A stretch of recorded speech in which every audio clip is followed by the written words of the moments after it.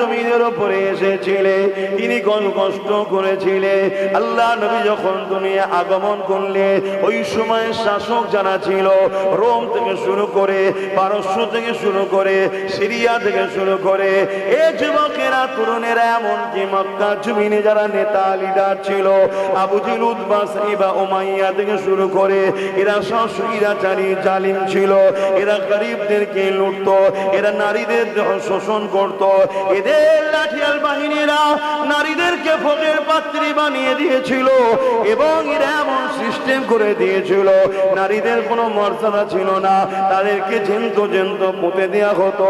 আল্লাহ নবী, নবী, দয়ার নবী, এই দৃশ্যখানা দেখে আল্লাহ নবী তাদেরকে বোঝাতে লাগলো, তোমরা নারীদের উপরে জুলুম বন্ধ করো, গরিবদের উপরে জুলুম বন্ধ করো, কৃতদাস প্রথা বন্ধ করো।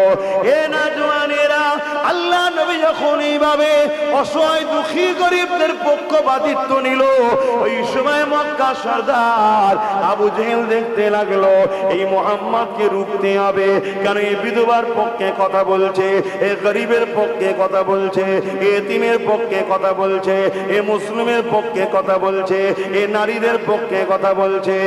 একে যদি রুখা না যায়, আস্তে আস্তে এর দিকে লোকের পাল্লা যদি ভারী হয়ে যায়, তাহলে আমাদের জুলুমের সাম্রাজ্য খানা মিটে যাবে। আজকে উম্মতে মুহাম্মাদী এই জমিনের উপরে আজকের কোন আবু জেহেল যদি নারীদেরকে শোষণ করে, এই জমিনের উপরে আজকের কোন আবু জেহেলের নেতৃত্বে যদি নারীদেরকে হত্যা করা হয়, গরিবকে কোনো জুলুম করা হয়, বিধবাদের অধিকার মেরে নেওয়া হয়, সমাজে অন্যায় অত্যাচার করে, মানুষের অধিকারকে কেড়ে নেয়, মানুষকে মিথ্যা মামলায় জড়িত করে দেয়, এ উম্মতে মুহাম্মাদী শুনে রেখে দাও, তুমি যদি রাসূলুল্লাহকে সত্যি ভালোবাসো, নবীর সুন্নাত হলো ওই জালিম অত্যাচারী শাসকদের বিরুদ্ধে তোমাকে কথা বলতে হবে, তার বিরুদ্ধে তোমাকে সংগ্রাম করতে হবে, তার বিরুদ্ধে তোমাকে লড়াই করতে হবে। আর এই লড়াইয়ে যদি জালিমদের আঘাতে তুই মারা যাও, সাহাবা হুজুররা বদরে লড়াই করে শহীদ হয়েছে জুলুমকে খতম করার জন্য। আমার আল্লাহ পাক কিয়ামতের দিনে তোমাদেরকেও শহীদের মর্যাদা দান করবে। আরো জোরে বলুন সুবহান। আল্লাহ নবী বললেন, লা ইউমিনু আহাদুকুম হাত্তা আকুনা হাব্বা ইলাইহি মিন ওয়ালিদিহি ওয়া ওয়ালাদিহি ওয়ান নাসি আজমাইন। ততক্ষণ পর্যন্ত তোমরা ঈমানদার হতে পারবে না যতক্ষণ পর্যন্ত তোমরা তোমাদের ধন দৌলত, জমি জায়গা, ঘর বাড়ি, টাকা পয়সা, সন্তান আদি এমনকি দিয়ে জানের থেকে আমি রাসূলুল্লাহকে বেশি না মহব্বত করবে, ততক্ষণ পর্যন্ত তোমাদের ঈমান হবে না, তোমরা ঈমানদার হতে পারবে না। যার মধ্যে ঈমান নাই, সে নামাজ পড়ে যদি কপালে দাগ করে দেয়, তারপরও জাহান্নামে যাবে। রোজা রেখে রেখে যদি পেটকে সমান করে ফেলে, তারপরও জাহান্নামে যাবে। হজ করে করে যদি ধন দৌলতকে শেষ করে ফেলে, তারপরও জাহান্নামে যাবে। কেননা জান্নাতে যেতে গেলে যে ঈমানটা হলো শর্ত, ওই ঈমানটা হলো নবীকে জানের থেকে বেশি ভালোবাসতে হবে। এই রাসূলে পাক সাল্লাল্লাহু আলাইহি ওয়াসাল্লাম যে দিনকে রেখে গেছে, এই দিন আমাকে কি শিক্ষা দিয়েছে? যেমন ব্যক্তি জীবনের কল্যাণের জন্য নামাজ দিয়েছে, রোজা দিয়েছে, হজ দিয়েছে, দান খায়রাত দিয়েছে, টুপি দিয়েছে, দাড়ি দিয়েছে ইসলামের ইউনিফর্ম হিসাবে, ঠিক তেমন সমাজ জীবনের জন্য ইসলাম আমাকে দিয়েছে সমাজকে দুর্নীতির হাত থেকে মুক্ত করা, সমাজকে জুলুমের হাত থেকে মুক্ত করা, সমাজকে সন্ত্রাসের হাত থেকে মুক্ত করা, সমাজকে নেশার হাত থেকে মুক্ত করা। এক কথায় আমি আপনার আপনাদেরকে বলতে পারি, ইসলাম পিপাসিত মানুষের পিপাসা মিটাবার না, ইসলাম ক্ষুধার্ত মানুষকে খানা খাওয়াবার না, ইসলাম বস্ত্রহীনকে বস্ত্র দিবার না, ইসলাম অন্নহীনকে অন্ন দিবার না, ইসলাম এমন করে অসহায় এতিম দুঃখী মানুষকে সাহায্য করার না। এক কথায় আল্লাহর জমিনের উপরে ন্যায় সত্য শান্তি সাম্য প্রতিষ্ঠিত করার নাম হলো ইসলাম। কার কি আছে আমি জানি না, আমার ধর্মের সব আছে, শুনছেন? আর আমাদের জন্য মডেল কোন নেতা নেত্রী নয়, আমাদের মডেল একজন। লাকাদ কানা লাকুম ফি রাসূলিল্লাহি উসওয়াতুন হাসানা।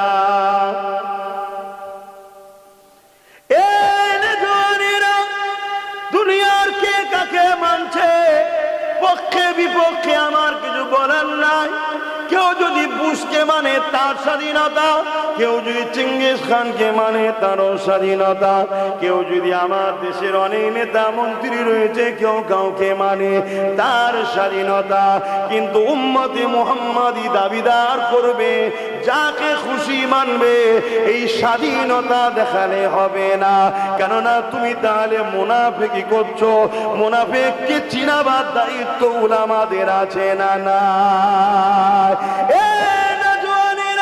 আল্লাহ পাক কোরআনের মধ্যে জানিয়ে দিলে, হে ঈমানদারেরা, হে বিশ্বাসীরা, হে আখিরাত মাননেওয়ালারা, হে মৃত্যুর পরে উঠাবে যারা মানে, যারা ঈমান এনেছো, আমানতু বিল্লাহি ওয়া মালাইকাতিহি ওয়া কুতুবিহি ওয়া রাসূলিহি ওয়াল ইয়াউমিল আখির ওয়াল কদরি খাইরিহি ওয়া শাররিহি মিনাল্লাহি তাআলা ওয়াল বাসি বাদাল মউত। তোমরা যারা ঈমান এনেছো এর উপরে তোমাদের জন্য আমি আল্লাহ একমাত্র উসওয়াতুন হাসানা ভালো মডেল করেছে, তিনি অন্য কেউ নয়। ইন্নাকা লাআলা খুলুকিন আযীম। আমি আল্লাহ যার সম্বন্ধে জানাচ্ছি সব থেকে উত্তম চরিত্রওয়ালা, তিনি হলেন মুহাম্মাদুর রাসূলুল্লাহ। যদি বিশ্বাস করো মওতের পর কবরে দেওয়া হবে, ওখানে হিসাব নেওয়া সওয়াল জবাব হবে, যদি বিশ্বাস করো ময়দানে মাশর আছে, যদি বিশ্বাস করো মিজানের দাড়ি পাল্লা হিসাব নিকাশ হবে, যদি বিশ্বাস করো জান্নাত জাহান্নাম আছে, দুনিয়া কি করছে তোমায় আমায় দেখলে চলবে না। দুনিয়া জুলুমের পাহাড় তৈরি করতে পারে, যার মধ্যে এই বৈশিষ্ট্য নাই। অন্যায় দেখার পরে ঘৃণা না, অন্যায় দেখার পরে মধ্যে প্রতিবাদ নয়, অন্যায় দেখার পরে হাত দিয়ে রুখার চিন্তা ভাবনা নয়। রাসূল বলছে তার মধ্যে ঈমান নাই। শুনছেন তো? জানাজা তো হাজারো হচ্ছে রে বাবা, খাটিয়া তো কাঁধে করে লাখো মুসলমানের যাচ্ছে, লোক তো জড়ো হচ্ছে। কবরে ঢুকে কি হালে আছে কেউ দেখতে পাচ্ছে?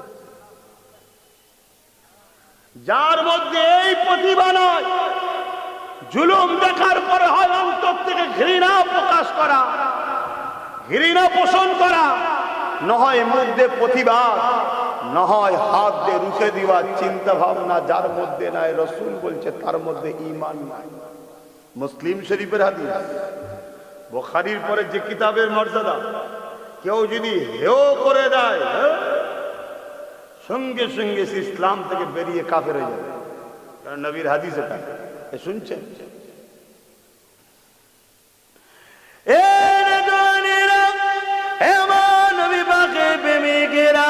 আল্লাহ নবী নূহ নবী দয়া নবী জমিনের উপরে এসেছিলেন, তিনি কোন কষ্ট করেছিলেন।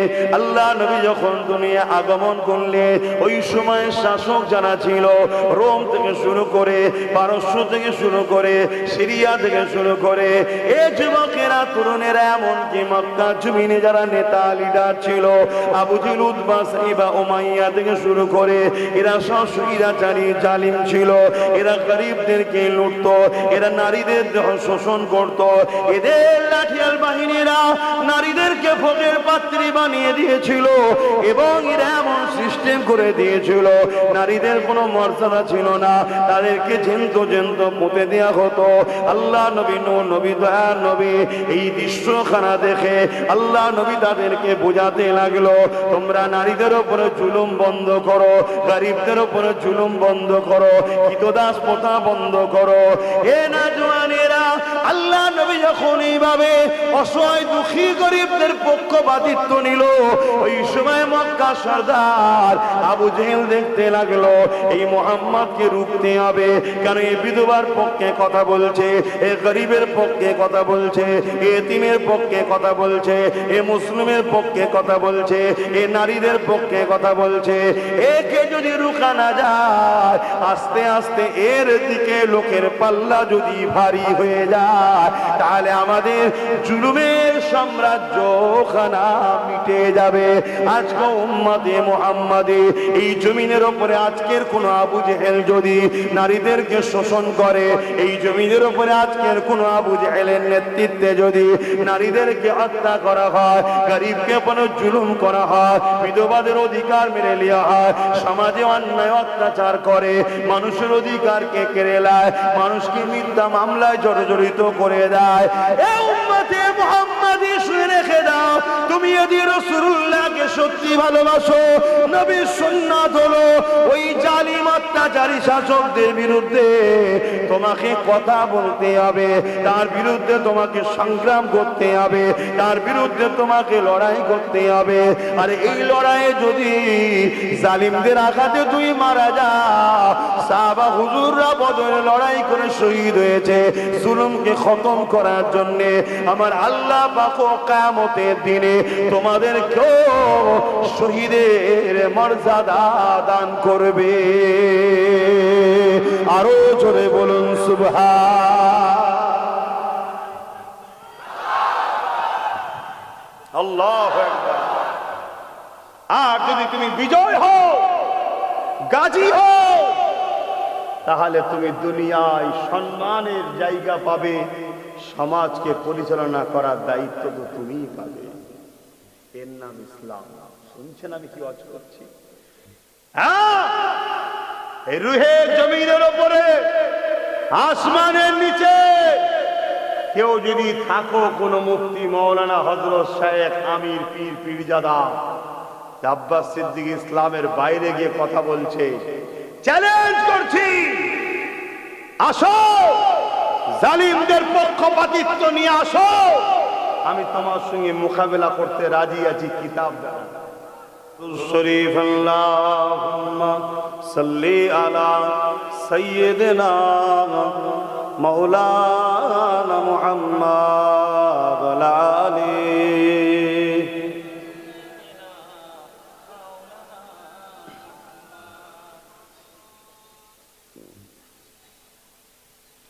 मेरी उल्फत मदीने से यूं ही नहीं, मेरे आका का रोज़ा मदीने में है, मैं मदीने की जानिब न कैसे खींचूं, मैं मदीने की जानिब न कैसे खींचो, मेरा दीन दुनिया मदीने में है।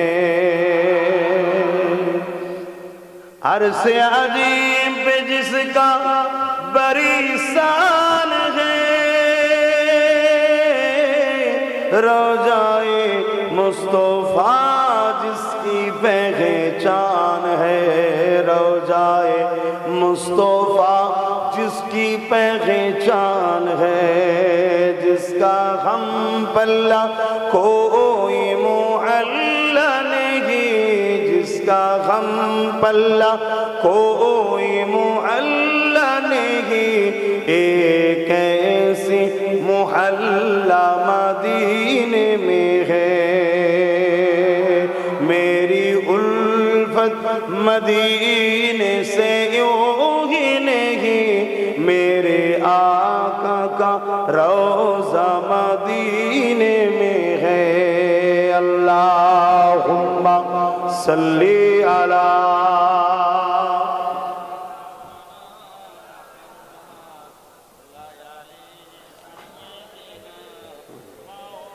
আমার আব্বা জানেরা, মন দিয়ে দুটো কথা শুনুন। নাম্বার 1, যত নবী রাসূল এসেছেন তিনাদের লড়াই ছিল জালিম শাসকের বিরুদ্ধে। জোরে বলুন সুবহানাল্লাহ। একটা দেখাতে পারবেন না 1 লক্ষ মতান্তর 2,24,000 নবী রাসূল রয়েছে, কোন নবী জালিম পক্ষে, জালিম শাসকের পক্ষে সাথ দিয়েছে একটাও দেখাতে? জোরে বলে। ইব্রাহিম নবী আমাদের আব্বাজান, মুসলিম জাতির পিতা, জালিম অত্যাচারী স্বৈরাচারী খুনি সমাজ বিরোধী চরিত্রহীন নমরুদের বিরুদ্ধে লড়াই করেছে। হযরতে মূসা আলাইহিস সালাম জালিম অত্যাচারী স্বৈরাচারী খুনি দরিন্দা ফেরাউনের বিরুদ্ধে লড়াই করেছে। আর সর্বকালের সর্বশ্রেষ্ঠ দোনো জাহানের শেষ নবী রাসূল হযরতে নবী মুহাম্মদ সাল্লাল্লাহু আলাইহি ওয়াসাল্লাম, তিনি রোম সাম্রাজ্য, পারস্য সাম্রাজ্য, এমন করে কাইসার কিসরা থেকে শুরু করে আবু জেহেল, উতবা, সাইবা, উমাইয়া, প্রত্যেকটা জুলুম হুকুমাতদের বিরুদ্ধে রাসূল পাক সাল্লাল্লাহু আলাইহি ওয়াসাল্লাম লড়াই করে এই জমিনে অসহায় গরিব দুঃখী মানুষগুলোকে বাঁচাবার জন্য রাসূল লড়াই করেছে। জোরে বলুন সুবহানাল্লাহ। আরো জোরে বলুন। আর আল্লাহ নবী যাদের জন্য লড়াই করেছে তারা কেউ কিন্তু মুসলমান ছিল না। শুনছেন আমার কথা কি বলছি? আমার রাসূল যাদের জন্য লড়াই করেছে তারা উতবা, সাইবা, আবু লাহাবদের সব গোলাম হয়ে গিয়েছিল। গলায় বিভিন্ন সব তাদের মান্যওয়ালা সব তৎকালীন নকল খোদার ফটো ছিল। রাসূল তাদের পক্ষে, অর্থাৎ এটাই হলো মানবতা। ও মুসলিম ওর হয়ে লড়বো, হিন্দু ও আদিবাসী ওর হয়ে লড়বো না, এটা মানবতা না। যে মজলুম তার পাশে দাঁড়াও, এটাই হুজুরের আদর্শ। জোরে বলুন সুবহানাল্লাহ। আর আমার রাসূলুল্লাহর আদর্শে দলে দলে দলে দলে মানুষ মুহাম্মদ নবীকে নেতা রাসূল বলে মেনে নিয়েছে। জোরে বলুন সুবহানাল্লাহ। চলে আসেন ইমামে আযম আবু হানিফা, জালিম শাসকের বিরুদ্ধে লড়েছে। ইমাম বুখারী জালিম শাসকের বিরুদ্ধে লড়েছে। ইমাম সুফিয়ান সাউরি জালিম শাসকের বিরুদ্ধে লড়েছে। সুলতান হিন্দ গরিবে নওয়াজ জালিম শাসকের বিরুদ্ধে লড়েছে। চলে আসেন আমার আপনার মুর্শিদ কিবলা মুজাদ্দিদুজ জামান দাদা হুজুর পীর কিবলা ব্রিটিশ হুকুমাতদের বিরুদ্ধে কথা বলেছে। এ যুবক, আজকে কোন মুফতি, মাওলানা, পীর, পীরজাদা যদি জালিম শাসকের সঙ্গে হাত মিলায়, জানতে হবে ভোলা হয়ে গেছে। এ মুনাফিক, এ 72 দলের অনুসারী, এ নবী ও সাহাবাদের কাতারের নয়। এলেম থাকতে পারে, এলেম তো ইবলিস শয়তানেরও রয়েছে। আমি কি করব? যদি এলেমটা রাসূলুল্লাহর পক্ষে না চলে তো এলেমের কোনো দাম আছে?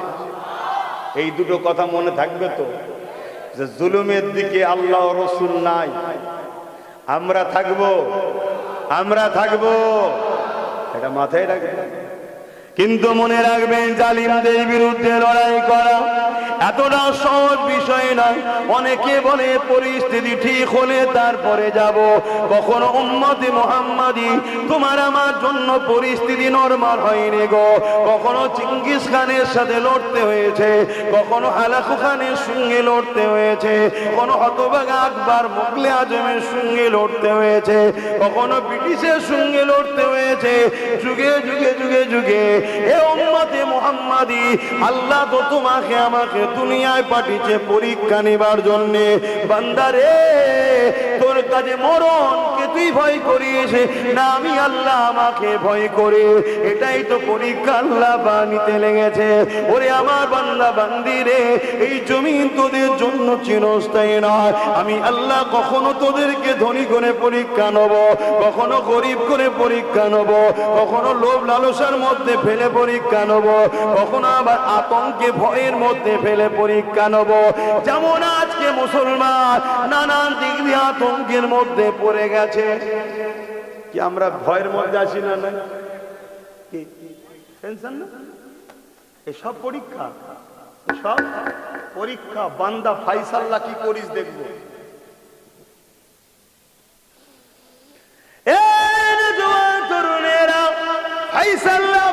কি করে দেখবো? মনে রেখে দিও বান্দা, আমি আল্লাহর উপরে তোমরা যদি ভরসা করে, আমার উপরে তোমরা যদি মজবুত করে জমে থাকতে পারো, মনে রেখে দিও দুনিয়া হাজারো চেষ্টা করেছিল আমার গরিবে নওয়াজকে হিন্দুস্তান থেকে তাড়িয়ে দেবে, কিন্তু রুখতে পারেনি। গরিবে নওয়াজের পানিকে বন্ধ করে দিয়েছিল, রুখতে পারেনি।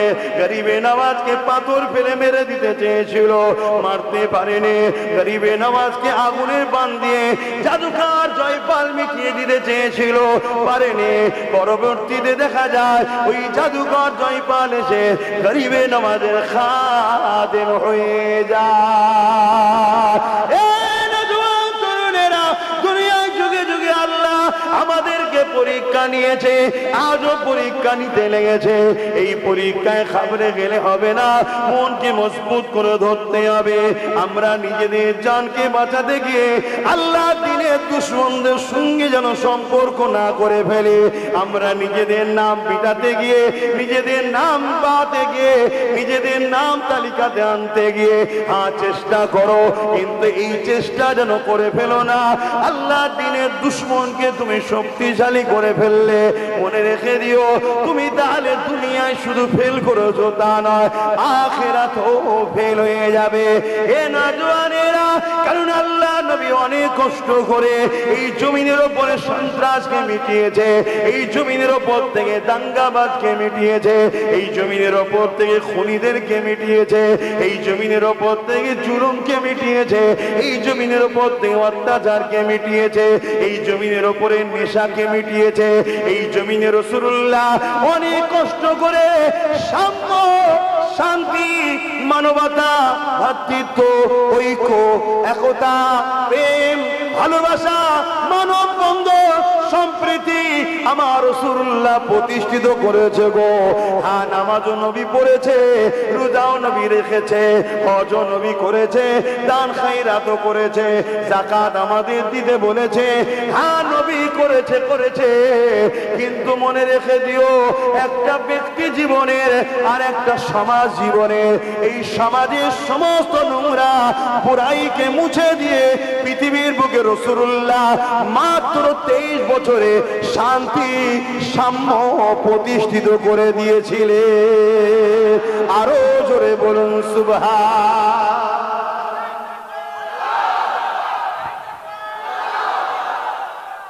আমাদের কি কি সেটা বেঁচিয়ে রাখতে হবে না? বলে আমরা তো সেই নবীর গোলাম, আমরা তো দিনের পাহারাদার, আমাদেরকে তো বাঁচাতে হবে। শুনছেন তো? বোঝো, যদি বুঝার হয় তো বোঝো, আর না বুঝার হয় তো তাহলে আর কি বুঝাতে পারি আমি। তবে কিছু যদি না বুঝতে চাও, না বোঝো, মনে রেখে দিও ইসলামের ক্ষতি যদি করো দুনিয়া তো বরবাদ হবে হবে, আখিরাত ও নাজাত কোনোভাবে পাবে না। এ নওজওয়ানেরা, সেদিন কারবালার মাঠে একদিকে ছিল 25,000 আর একদিকে ছিল মাত্র 72 জন।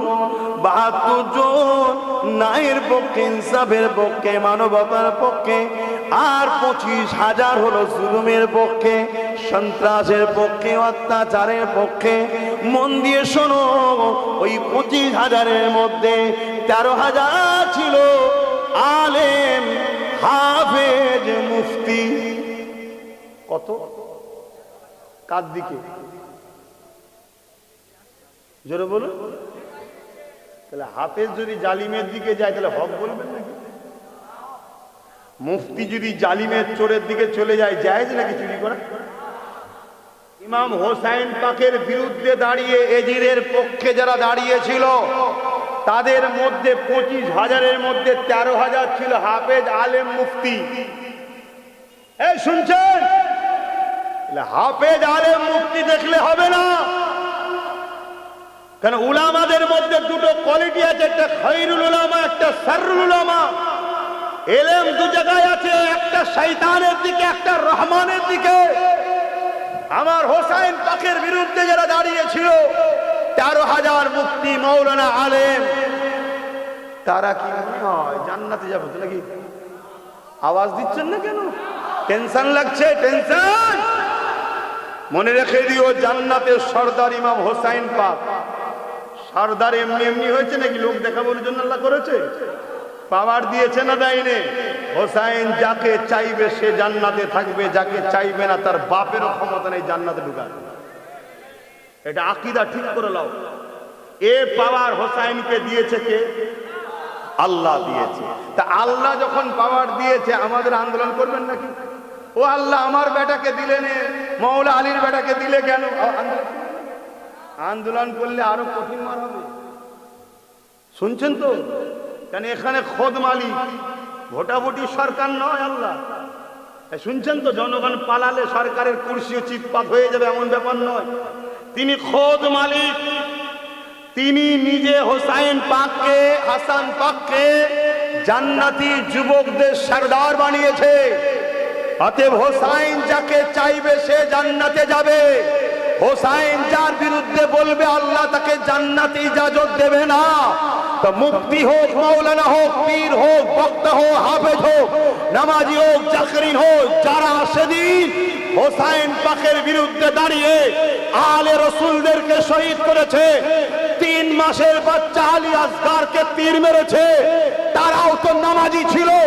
আজকের কোন মোল্লা, মুফতি, বক্তা মসজিদ মাদ্রাসা দুশ্মনদের দিকে যদি দাঁড়ায়, তার মানে মনে রাখতে হবে এরা আজকের এজিদদের দালাল।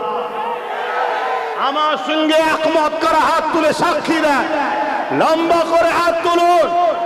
আমার কথায় একমত আপনারা? এদের দ্বারা দিনের কখনো উপকার হয়নি, এদের দ্বারা দিনের ক্ষতি। শুনছেন? আমার রাসূলুল্লাহ কত কষ্ট করেছে এই দিনের জন্য। বাবেরা, নওজওয়ানেরা, আবার বলে যাচ্ছি, যুগে যুগে আমাদের উপরে নানান ভাবে জুলুম অত্যাচার হয়েছে, কিন্তু কোনদিন প্রকাশ্য দুশমনরা আমাদেরকে পরাজিত করতে পারেনি, আমাদের মোকাবেলায় কেউ দাঁড়াতে পারেনি। কিন্তু যুগে যুগে যুগে মুনাফিকদের চক্রান্তে শিকার হয়ে আমাদের ঘরের হাজারো লাখো বাপ মা ছেলেরা শহীদ হয়ে গেছে। এ যুবকেরা, তরুণেরা, বাপেরা, এই প্রকাশ্য দুশমনকে চিনা যায়, প্রকাশ্য দুশমনের বিরুদ্ধে লড়াই করে কামিয়াবি হওয়া যায়। কিন্তু বন্ধু সেজে কেউ যদি তোমার আমার কাছে এসে যেমন করে ধোঁকা দিয়ে প্রতারণা করে, এই মুনাফিককে চিনা যায় না, যার দ্বারা তোমার আমার যুগে যুগে ক্ষতি হয়েছে। এই বিষয়ে সংক্ষেপে একটা কথা বলে যায়, শুনে রেখে দাও। এই যে মসজিদে আকসা, এই মসজিদে আকসাকে বারবার দখল করা হয়েছে, এই মসজিদে আকসাকে বারবার আমরা আবার উদ্ধার করেছি। হ্যাঁ, শুনে রেখে দাও, মসজিদ আয়া সুফিয়া বলে একটা মসজিদ আছে তুরস্কে, ওই মসজিদকে বারবার জালিমরা দখল করেছে। আবার আমরা বারবার লড়াই করে ওই মসজিদকে আবার বিজয় ফিরিয়ে নিয়েছি। তাই আমরা যদি ঐক্যবদ্ধ হতে পারি, আজ আমাদের যতগুলো নিয়ে নিয়েছে ইনশাআল্লাহ আবার পুনরায় ফিরিয়ে নেওয়া যাওয়া সম্ভব। কিন্তু কোন দালাল মুলি সাহেব আর মুনাফিকের পাশে দাঁড়িয়ে কি সম্ভব? এখানে একটা খুব ভালো দারুণ শিক্ষা আপনাদেরকে দিচ্ছে, এটা ইতিহাস। ইতিহাস জানা দরকার আছে তো নাকি? কেন কোরআনে 3 ভাগের 2 ভাগ হলো ইতিহাস। নবীদের ইতিহাস আল্লাহ নবী আমার নবীকে শোনাচ্ছে। কেন? ইতিহাস থেকে পরিস্থিতি হলে কি করবে ইতিহাস তোমায় শিক্ষা দিচ্ছে। কথা বুঝে আসছে? তা সালাউদ্দিন আইবির বয়স তখন 9 বছর। আমি বলেছি, আবার একবার বলি, সালাউদ্দিন আইবি হুজুরের বয়স তখন কত? 9 বছর। বাজারে গেছেন মসজিদের মেহরাব কিনবে বলে, দোকানদারের সঙ্গে কথা হতে হতে সালাউদ্দিন আইবির নজরটা একটা খুব সুন্দর মেহরাব পর্যন্ত, যার উপরে দাঁড়িয়ে নামাজ হয়, ওই খুব সুন্দর একটা কারুকার্য মেহরাবের দিকে নজর পড়েছে। সালাউদ্দিন আইবি বলছে ওই মেহরাবটা আমাদেরকে দেয়া হোক, আমরা এই মেহরাবের মূল্য দেবো, আমাদের মসজিদে গিয়ে লাগাবো। দোকানদার বলছে না, এই মেহরাব বিক্রি নয়, এটা গিফটের জন্য তৈরি করা হয়েছে। 9 বছরের বালক সালাউদ্দিন আইবি বলছে আমাকে দেয়া হোক, এটা আমাদের মসজিদে গিয়ে লাগাবো, আমাকে গিফট করেন তাহলে। দোকানদার তখন বলছে এইটা তাকে গিফট করব যে মসজিদে আকসায় গিয়ে এই মেহরাবটা লাগাবে। জোরে বলুন সুবহানাল্লাহ। তখন মসজিদে আকসা